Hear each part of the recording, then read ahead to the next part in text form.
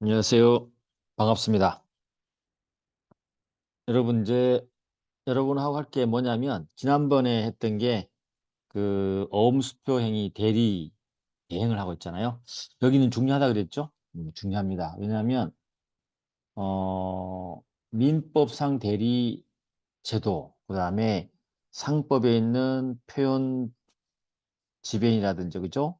표현 행위와 관련되는 문제, 그 다음에 어음수표와 연결되는 부분이라서 여러분들이 그 제도를 잘 알고 있지 않으면 갑자기 연결하기 쉽지 않은 부분이거든요. 그런데 여러분들은 어음수표행위를 민법의 표현대리, 무권대리와 연결할 수 있어야 되고요. 그렇게 적용될 수 있다는 거.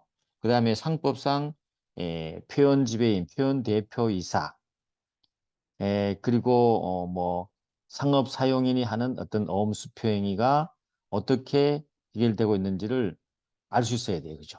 왜? 실질적으로는 그들이 다 오험행위를 많이 하거든요. 그죠? 실질적으로는. 그래서 그 대리대행이, 사법시험이 아니고 옛날 사법시험도 많이 나왔지만, 우리 법무사, 그리고 변호사 시험에서도, 자주 나옵니다. 나오기 때문에 기억을 같이 한번 해도록 하고요. 오늘은 여러분하고 지난 시간에 이어서, 대리대행의 요건이 형식적 요건하고 실질적 요건으로 나눠진다 그랬죠? 형식적 요건하고 형식적 요건 플러스 그다음에 실질적 요건이 있어요. 요 요건을 갖추면서 효과가 어떻게 되는지를 살펴봐야 돼요. 지난 시간에 교재를 통해서 형식적 요건을 한번 다뤄봤어요. 그러면 형식적 요건에서 PPT를 한번 복습을 한번 해보고, 그리고 난 다음에 또 실질 요건을 한번 예, 교재 내용도 보고 또 PPT로 한번 다뤄보겠습니다. 그럼 여러분들이 두 번씩이나 하기 때문에 복습이 되는 거죠. 이때 꼼꼼하게 한번 잘 이해해 주시면 될 것 같아요. 자, 가보겠습니다.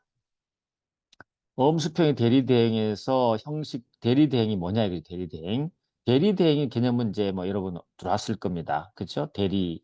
일단 어음수평행위는 제3법적 법률 행위로서 그렇죠? 대리에 친한 법률 행위다. 그리고 어음수표법은 무권 대리인의 책임에 대한 규정만 있어요. 무권 대리인이라고만 제목이 나와 있어요. 예를 들면 이제 뭐 민법의 표현 대리라든지 이런 게 없어요. 아니면 협의의 무권 대리인 이런 게 표현이 일단 없다는 걸 일단 알아두셔야 돼요. 알겠죠?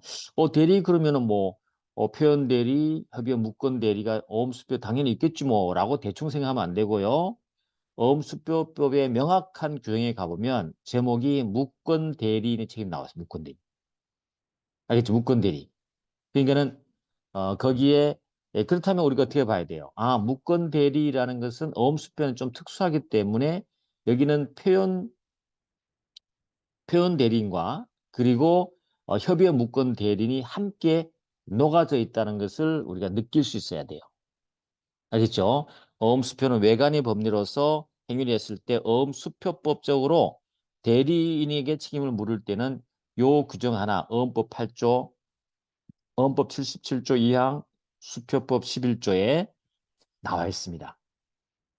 그럼 나머지 어떤 그런 어음수표법적 해결하는 거 빼고는 만약에 그러면 민법상의 표현 대리, 협의의 무권 대리, 그 다음에 상법상의 표현 대표, 표현 대리인, 그죠? 이런 표현 지변이죠. 이런 것들에 대한 것은 어떻게 연결되는지 한번 살펴보겠습니다. 어떻게 하는지. 됐다. 그 다음에 엄수평에서는 명확하게 말씀을 드리는데 상법에서는 대표라는 말을 쓰잖아요. 그죠? 그리고 민법은 대리라는 말을 쓰잖아요. 그죠? 근데 우리 어음수평에는 대리라는 말 속에는 어때요? 대표라는 말도 포함되어 있어요. 한꺼번에 같이 씁니다. 알겠죠? 한꺼번에 동일하게 쓴다는 것도 알아두셔야 돼요. 그 다음에 우리가 타인에 의한 어음수평이가 문제되는 건데 대리는 그죠? 그러면 타인이 본인으로부터 위임을 받고 정상적으로 어음하는 방식을 우리가 대리 방식, 유권 대리를 하는데 일단 대리 방식이거든요. 그럴 때 어음수표법은 엄격한 현명주의에 의해서 본인, 대리인 자신의 기명 날인을 반드시 해야 돼. 책임진다는 거죠. 표시한다는 거죠. 현명주의. 그럼 대행 방식이 뭐냐면 타인이요.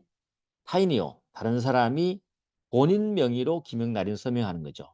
본인의 기명 날인 서명해 주는 거예요. 그럼 어때요? 여기는 대행하는 사람은 엄수표에 등장해야 안 등장해요? 안 등장해요. 아주 중요한 차이가 나요.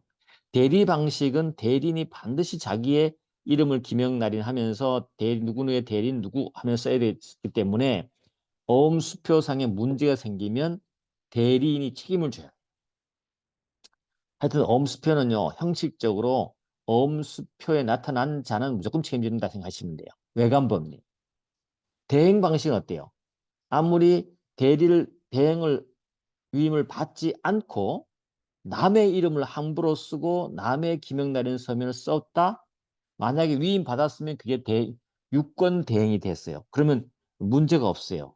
근데 만약에 모르는 사람, 전혀 그런 걸 권한을 주지 않았는데도 남의 이름과 남의 기명 날인 서명했다? 이거는 문제되는 거죠. 이건 무권 대행이라고 해요. 근데 이 무권 대행은 뭐와 같으냐면 뒤에 배우겠지만 위조입니다. 위조. 이제는 여러분을 연결시킬 수 있어야 돼요. 그래서 뒤에 가서 이제 또 하겠지만 위조는요. 어떤 형태로 그러면 위조를 하느냐 엄수표는요. 어떻게 한다고요? 위조는 딱 한 가지 방법. 대행 방식으로 합니다.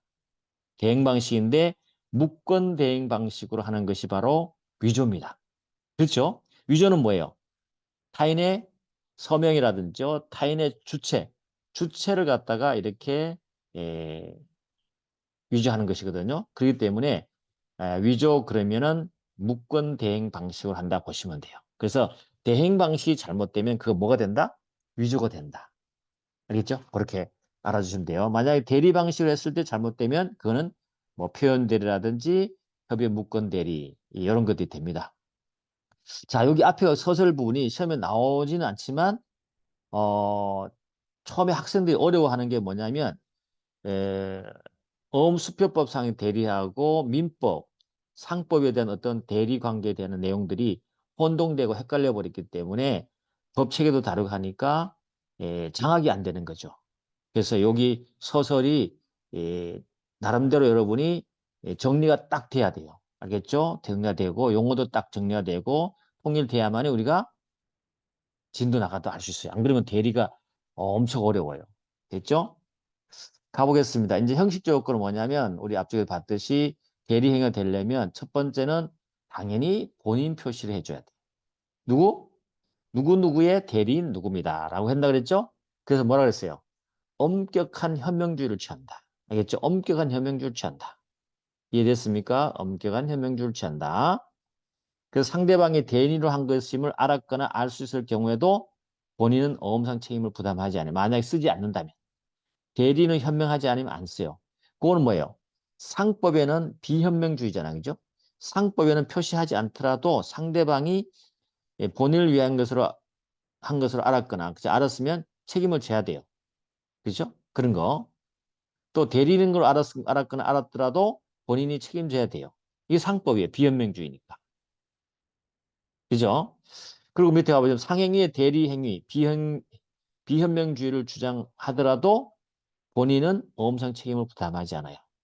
어떻게 한다?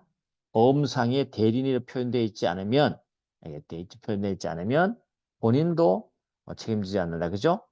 그리고 만약에 되어 있지 않다면, 어, 대리인도 책임지지 않는 거죠. 결국은 누가 책임지겠어요? 이게 뭐, 무권 대리나 그런 법리로 풀어나가야 되겠죠. 어쨌거나 그렇다. 현명주의냐 비현명주의냐를 정확하게 알아둔다. 그리고 우리 어음수표는 엄격한 현명주의다. 알겠죠? 네, 그렇게 이것도 이제 구분을 해주셔야 돼요. 그렇죠?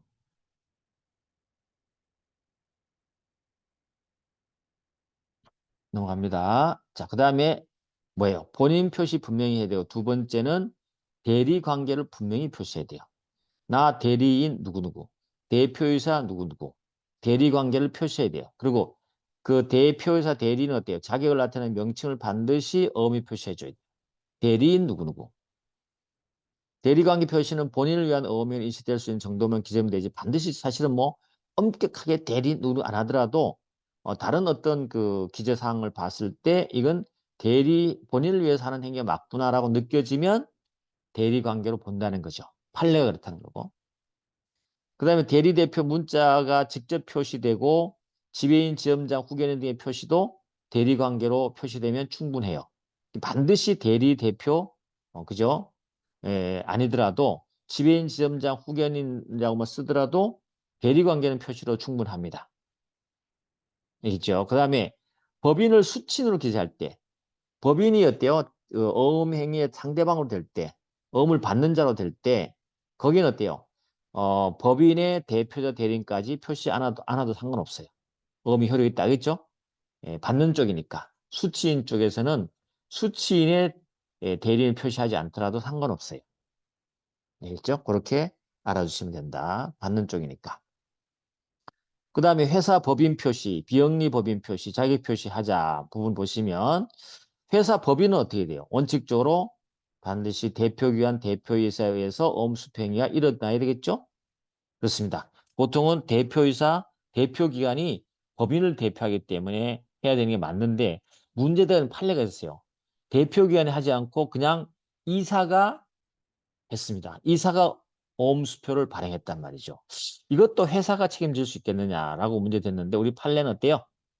이사도 어때요? 회사로부터 위임받은 자라는 거죠. 위임받은 자이기 때문에 대리로 받습니다. 엄수평이는 유효하다. 이해됐나요? 그렇게 여러분이 이해해 주시면 돼요. 복습하는 거예요.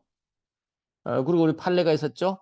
보시면 판례가 회사나 기타 법인이 엄행을 하려면 대표 기관이 그 법인을 위하여 하는 것임을 표시하고 자기 성명을 기재해야 된다 그랬죠? 대표 기관 자신이 직접 엄행하는 경우이고 만약 대리인이 엄행을 하려면 어음상의 대리관계를 표시해야 되는 거죠. 그리고 어음상의 대리인 자신을 위한 어음행위가 아니고 본인을 위해서 어음행위를 한다는 취지를 인식할 정도로 하면 충분하다. 그렇죠? 그래서 이 사건은 어떤 거였냐면 이거였어요. 연합실업주식회사 이사갑이라는 표시를 그러면 동회사의 대리관계 표시로 적법한 지가 문제됐는데 판례가 적법하다 그랬어요. 이게 대표이사가 아니고 그냥 이사라도 가능하다는 얘기죠. 연합실업주식회사 이사갑은 연합주식회사를 대표해서 이사가 어음을 발행했다고 봤던 겁니다. 또 하나 더 예는 뭐냐면 해동화재 해상보험주식회사 대구 영업소장 갑. 알겠죠? 이 영업소장은 뭐예요? 대리인 자격이 있다고 봅니다. 알겠죠? 포괄적 지배인으로서 대리인 자격이 있다고 해서 본인인 해동화재회사 보험주식회사가 어음상을 책임을 졌던 사건이에요. 이해되시죠? 그렇게 보는 거예요. 자, 그 다음에 형식 요건에서 회사법인 나오는데 비영리법인은 어떻게 할 거냐? 비영리법인. 비영리법인은 우리 앞쪽에 봤던 거 유사합니다. 대표기관인 이사, 이사장에 의한 엄수표 행위에 대해요. 영리법인은 그죠? 대표기관인 비영리법인의 이사장이 해야 된다는 거죠. 근데 이런 판례 사건이 하나 있었어요. 비영리법인의 구성원이요. 자기가 간사라는 자격을 표시해갖고 오명을 했어요. 간사라는 자격 표시했다 하더라도 이것도 뭐예요? 대리인으로 한 것으로 봤어요. 왜냐하면 비영리 법인의 업무를 집행하고 있었거든요. 간사가. 가능했어요. 근데 우리 하나 봤듯이 이 학교장, 학교 그 자체는 법인이 아니라겠죠? 뭐 무슨 재단법인이잖아요. 그죠? 학교 법인 그 자체가 주체가 되는 것이지 학교라는 하나의 건물은 어때요? 영조물 시설입니다. 시설이 어떤 어떤 행위를 할 주체가 되지는 못해요. 그래서 학교는 그 자체로 법인이 아니겠어요. 그래서 학교장이라는 명칭은 대리인 대표기관 표시가 아니라는 판례가 있다. 그죠? 그거 알아두시면 된다. 그래서 한국재단법인 소속의 서울학교의 학교장인 하영태가 서울학교의 학교장 하영태, 그 다음에 하영태인이라고 어명을 했다는 거죠. 그러면 이 한국재단법인이 책임져야 되냐 말이죠. 아니라는 거예요. 알겠죠? 서울학교 학교장은 전혀 주체가 아닙니다. 대리관계도 없어요. 알겠죠? 예, 그래서 한국재단법인 책임지지 않는다. 학교는 교육을 위한 시설에 불과하다. 그렇죠? 학교 자체는 주체가 될 수 없다. 됐습니다. 그거 보시면 될 것 같고. 그래서 한국재단 권리 의무 주체 맞아요. 서울학교 교육시설일 뿐이에요. 학교장은 위임받은 자가 아니에요. 그래서 이렇게 어음수표를 행위를 했다 하더라도 어음 발행, 서울학교 학교장 하영태 날인했다 하더라도 이거는 누가 책임지지 않는다? 한국재단법에는 전혀 대리관계가 없기 때문에 책임 안 진다. 그럼 누가 책임지느냐? 학교장 하영태가 자기 이름을 발행한 걸로 봐서 개인이 책임져야 된다. 이해됐습니까? 네, 그런 의미가 되는 거죠. 개인의 의미다. 이해가 되셨나요? 자, 넘어가 보십니다. 그 다음에 어음수표행의 대표 대리는 대표 기관은 법인을 위하여 하는 것을 표시하고 김영남 서명한다. 그죠? 그래서 김영남인 서명이 반드시 필요해요. 그죠? 대리는 그 대리관계 표시할 때. 판례는 뭐라고 되어 있냐 보세요. 대표 자격을 표시하지 않고 한 어음수표행에 대해서 사안에서 어떻게 하느냐 봤더니 판례는 이렇게 얘기합니다. 대표 자격 표시 않고 어음수표행위 했다더라 무조건 이게 대리관계 없다고 보는 것이 아니고 직인 날인이나 사인 날인을 보고 구체적으로 실질적으로 판단합니다. 알겠죠? 예, 그거 알아두시고 그럼 그러한 원칙 하에서 밑에 한국 주식에서 대표 이사인이라고 조각된 직인을 날인했어요. 근데 대표 자격 표시 없다 하더라도 대표 이사인이라고 해서 앞에 대표 이사가 있었잖아요. 그죠? 요거는 점에서 대표 자격이 표시됐다고 해서 회사의 효력이 있다고 인정한 판례였습니다. 됐죠? 지금 복습하는 거예요, 여러분. 그 다음에 대리인도 기명날인 형식적으로 반드시 대리인도 기명날인 서명이 돼야 된다. 대리는 어음수표면에 자신의 기명날인 서명해야 될 의무가 있습니다. 반드시 있습니다. 그래야만이 대리가 되는 겁니다. 대행은 어때요? 직접 쓰는 사람이 아니고 원래 그 어명의 본인 있죠. 본인의 이름을 대신 써주는 거예요. 그걸 대행이라 그래요. 그래서 직접 본인의 기명날인 서명이 필요합니다. 그 다음에 대표기관 대리인의 자연인의 기명날인 서명 없어요. 없이 법인의 명칭만 기재되고 법인 지인만 날인됐어요. 이거는 무효입니다. 알겠죠? 그래서 대리관계 표시 없이 법인의 명칭만 기재되고 법인의 직인만 찍혀있다. 이건 어음행위는 무효가 된다. 그래서 요 사안이 이제 그 사안이었어요. 이게 자주 이제 인용되는 사안이고 판례입니다. 그 대리대회 방식을 판결했던 그 판례인데요. 이 사안은 어떤 사안이었냐면 은행 지점장이 수취인이 은행인 약속어음의 배서인란에 은행 지점장이요. 수취인이 은행인 약속어음 배서인란에 지점의 주소와 지점 명칭이 새겨진 지점 주소와 그 다음에 지점 예를 들면 지점 여기에 새겨진 그냥 명판만 찍었어요.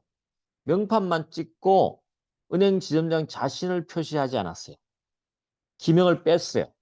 자신을 표시하는 거 뭐 이름을 쓰든 뭐든 써야 되는데 그거 없이 그냥 자신의 개인 도장을 찍어버렸어요. 그리고 배설했어요. 이게 어음행위로서 유효하냐 대리행위로 유효하냐가 문제됐던 사건인데 그 배선 행위자인 대리인이 기명이 누락돼 있잖아요. 이걸 뭐로 봤냐면 우리 판례가 대리 행위는 엄격한 형식적 요건을 갖춰야 되는데 거기에 대리인의 기명이 있어야 되는데 기명은 없고 자기의 사인만 있다. 이거는 무효 행위로 봤어요. 그래서 이 배선 어때요? 무효입니다. 요 배서만큼 무효이기 때문에 배서가 계속 연속되어 있어야 되는데 연속이 아니고 단절된 거죠. 그런 사안이었어요. 알겠죠? 그러면서 이제 우리가 대행 방식하고 대리 방식을 판례가 여기서 언급을 해줬어요. 간단히 한번 읽어드릴게요. 법인의 어음에는 어음의 서면 문헌성에 비춰 법인의 대표자 또는 대리인이 그 법인의 대표자, 대리권자임을 어음면상에 표시하고 기명날인하는 엄격한 방식, 요거 대리 방식에 의한가. 아니면 법인의 대표자로부터 대리권을 수여받고 직접 법인의 대표자 명의로 서명할 수 있는 권한이 주어져 있는 자 대행 방식. 알겠죠? 법인의 이름을 자기가 직접 쓰는 거고 자기는 대리는 아니에요. 대신 써주는 거죠. 이런 대행 방식, 두 가지 방식이 있다. 알겠죠? 그래서 어음수표행위를 대리하는 방식은 대신해서 하는 방식은 대리 방식과 대행 방식 두 가지가 나눠져 있다. 그래서 엄격한 형식 요건을 갖춰야 되는데 법인의 대리인이 법인의 명의의 배설을 함에 있어서 행위자인 대리인의 뭐가 없어? 이름을 빼버렸어요. 이거는 요건을 갖추지 못하기 때문에 무효라고 봤던 겁니다. 됐고요. 자, 그 다음에 실질적 요건 볼까요? 대리권의 실질 요건 이 부분을 보는데 요것도 한번 교재로 갖다가 한번 다시 한번 와보겠습니다. 형식적 요건 이제 확실히 됐죠. 2번 말씀을 드렸기 때문에 여러분들이 예, 충분히 이해됐을 거라고 봅니다. 자, 실제 요건 한번 가볼게요. 실질 요건은 뭘까요? 첫 번째는요, 대리권이 존재해야 돼요. 그렇죠. 대리권도 없는 자가 했다면 그거는 안 되는 거죠. 무권대리자가 되는 거죠. 그죠? 그래서 첫 번째 요건은 유효하려면 대리권이 존재해야 된다. 알겠죠? 대리권이 존재해야 된다. 다시 말하면 우리 민법에서 말했듯이 대리권의 실질 요건 뭡니까? 대리인 혹은 대표기관이 엄수표의 행위를 대리할 수 있는 뭐가 있어야 돼? 수권, 권한이 있어야 돼. 야, 엄수표, 야, 1,000만 원짜리 발행해. 라고 권한을 줬어야 돼. 알겠죠? 근데 그 수권행위에 관해서는요, 예, 수권행위에 관해서는, 어, 엄수표만에 내가 대리권 받았습니다. 수권이라는 거, 이 표현을 해야 되냐? 그럴 필요는 없어요. 수표만에 기초할 필요가 없고요. 서면, 구두, 명시성 다 가능해요. 나 수권 받았어. 말로 해도 상관없어요. 엄수표 면에는 엄수표 요건만 갖추면 돼요. 대리 형식 요건 갖추면 돼요. 그래서 만약에 대리권 없이 어음수표를 하게 되면 이거는 뭐가 되는 거야? 이제 무권대리가 되는 거죠. 무권대리 알겠죠? 무권대리는 표현대리와 협의의 무권대리로 나눠지잖아요. 그죠? 본론으로만. 거기에 법리에 따라 해결하면 되는 거죠. 알겠죠? 그렇기 때문에 이렇게 되면 무권대리로서 본리 원칙적으로 효력이 미치지 않아요. 다만 일정한 경우에 어음소지인이 본인에게 표현 책임은 추구할 수 있죠. 그죠? 표현대리 책임은 추구할 수 있습니다. 그 다음에 대행 방식의 경우는 어때요? 뭐가 된다 그랬죠? 아까도 말씀드렸지만 대행 방식. 만약에, 대행하는 자가 수권을 받지 않고 남의 얘기를 함부로 썼다. 요거는 뭐가 된다 그랬죠? 위조가 된다 그랬죠. 그죠? 그래서 무권 대행 방식은 뭐가 된다? 위조가 되는 거예요. 자, 그 다음에 요건은 대리권 존재해야 유효한 대리인이 된다. 두 번째는 포괄 정형적 대리권의 제한과 제3자 보호예요. 대리권을 예를 들면 본인이 이렇게 B에게 야, 너 1,000만 원짜리 어음을 발행해. 그랬어요. 그죠? 아니, 1,000만 원 발행해 라고 했죠. 그런데 했더니 이 B가 발행을 어때요? 1억짜리를 발행했단 말이에요. 그죠? 이랬을 때 만약에 이 어음을 받은 C가 누구에게 이렇게 A에게 1억의 책임지라고 요구를 했단 말이에요. 그럼 1억을 책임질까요? A는 뭐라 그래요? 내가 B의 대리권을 줄 때 난 1,000만 원짜리만 하라고 그랬는데 1억 했네? 나는 1,000만 원만 책임질 거야? 라고 하는 문제예요. 알겠죠? 예, 그랬을 때 요건을 갖춰야 된다는 거죠. C가 요건을 갖춰야 돼요. 이게 바로 C 제3자죠. 제3자. 제3자 보호가 문제되는 거죠. 내부적으로 대리권을 위임 어음을 행위할 수 있는 대리권을 주면서 야 금액을 요만큼만 해라고 대리권 범위를 딱 정해줬는데 넘어서서 행위했을 때 그 제3자는 어떻게 보호될 거냐가 문제되는 게 바로 요거예요. 알겠죠? 가볼까요? 그런데 우리 일반적으로 민법이나 다른 거와 좀 다른 법률과 좀 다르게 여기는 어음이 어때요? 계속적으로 배서 양도돼서 제3취득자가 많이 늘어나잖아요. 그죠? 늘어나기 때문에 여기서 이 제3자의 범위가 문제되는 건데 좀 독특하니까 알아두면 되겠습니다. 자, 지배인과 대표이사는 각각 그 영업에 관해서 재판상 재판의 모든 행위를 할 수 있죠. 포괄적이죠. 그런데 영업주 또 지배인에게 야, 너 어음수평회 할 때는 좀 너무 금액 크게 하지 마라고 제한할 수 있죠? 제한했던 거예요. 근데 내부적 제한이잖아, 사실은. 그죠? 그 상대방은 어, 저 대표이사가 1억짜리 끊을 수 있는지 5천만 원짜리 끊을 수 있는지 1,000원짜리 끊을 수 있는지 제한되는지 알 수 없잖아요. 그러면 선의의 제3자는 보호돼야 되겠죠. 그렇죠? 그래서 선의의 제3자 보호가 문제된다. 그럼 우리가 이제 정리합시다. 그럼 어음수평이 와서는 그러면 선의는 요렇게 제3자 보호할 때 선의는 어떤 선이냐? 그 다음에 제3자는 어디까지냐가 중요한 거죠. 요게 이제 시험에 나왔단 말이죠. 이런 거 알겠죠? 나온단 말이죠. 그래서 선이란 단순한 과실이 있는 경우까지 포함하지 않고요. 경우까지는 포함하지 않고 중대한 과실이 있는 경우는 포함하지 않는다. 그러니까는 중대한 과실이 있으면 선에 포함되지 않아요. 악의로 보는 거예요. 중대한 과실 알겠죠? 그 다음에 제3자는 어때요? 지배인 또는 대표이사로부터 어음을 취득한 상대방. 원래는 보통은 상대방이거든요. 그런데 어음은 어때요? 배서 양도 제3취득자 생기기 때문에 그로부터 어음을 다시 배서받은 제3취득자도 포함합니다. 여기에 제3자. 그래서 어음행위에서 내부적 제한에 의해서 어음행위를 하고 제3자를 보호할 때 요건이 어때요? 악의 중과 실현자는 보호할 필요 없다. 그 다음에 보호 대상자는 상대방뿐만 아니라 배서 양도받은 제3취득자도 제3자에 포함돼서 선의라면 어때요? 보호받을 수 있다. 이해됐습니까? 이런 것들이 일반 좀 다른 거잖아. 그렇죠? 예, 그렇게 이렇게 지금 하나씩 예, 이렇게 같이 연결해서 정리를 해 나가야 됩니다. 여기가 굉장히 어려운 부분이에요. 됐죠? 그 다음에 세 번째 쟁점이 되는 게 뭐냐면 그러면 좋다. 여기에서 어, 우리 대리에서 문제되는 게 뭘까요? 보통 이 124조의 자기계약 쌍방대리거든요. 이 자기계약 쌍방대리 문제. 또 한 가지는 상법에 가보면요. 398조에 이사나 그 임원들이 이사 등이요. 회사와 거래할 때는 이사회 승인을 받도록 돼 있어요. 알겠죠? 그랬을 때 그 제한 부분 있죠. 이게 만약에 어음행위에 연결되었을 때는 어떻게 할 거냐 이 말이죠. 알겠죠? 어떻게 할 거냐. 자, 일단은 그러면 이 124조 자기계약 쌍방대 여러분 혹시 여러분 중에 자기계약 쌍방대리가 뭔지 모르면 막 헷갈려요. 민법에 어떤 그 대리가 쫙 들어 있어야 돼요. 그래서 상법에 398조 자기거래 제한이 무슨 말인지 모르면 제가 얘기하는 게 뭔지 몰라요.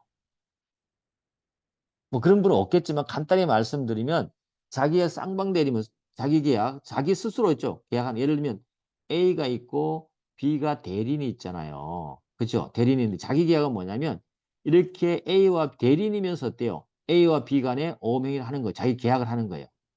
이걸 자기 계약이라 그래요.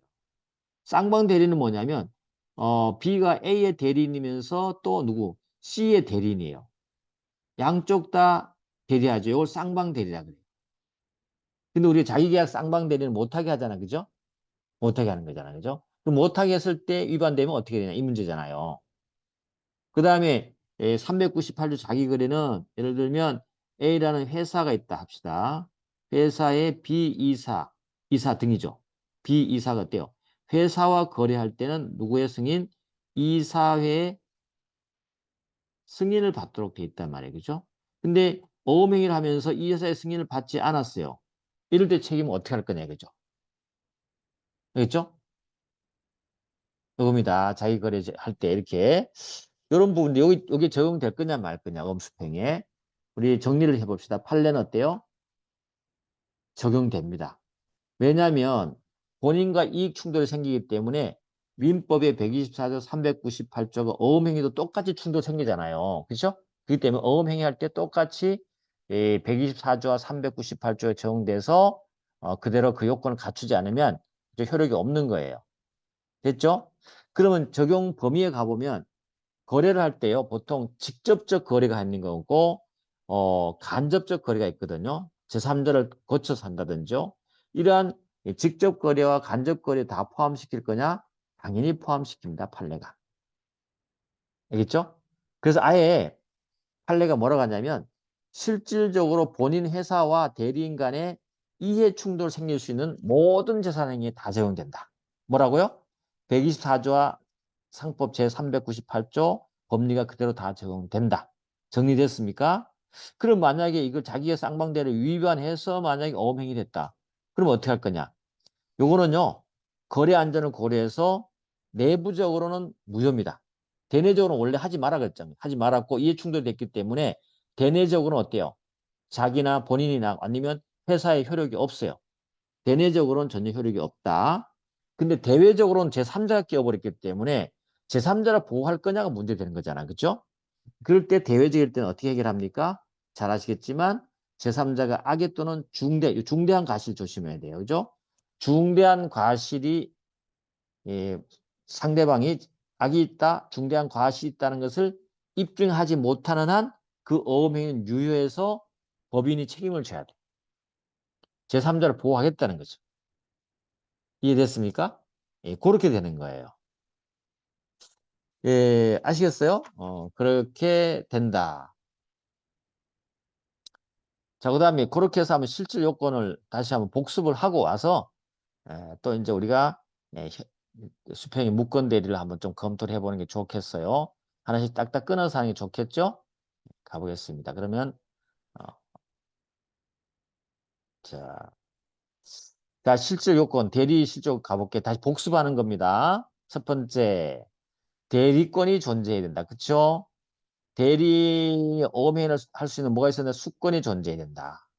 수권 행위는 반드시 어음 위에다가 수권 행위 있다라고 기재할 필요가 없다. 서면, 구두, 명시적, 묵시적 다 가능하다. 포괄 정형적 대리권에 제한 것 제3자 보호 말씀을 드렸죠?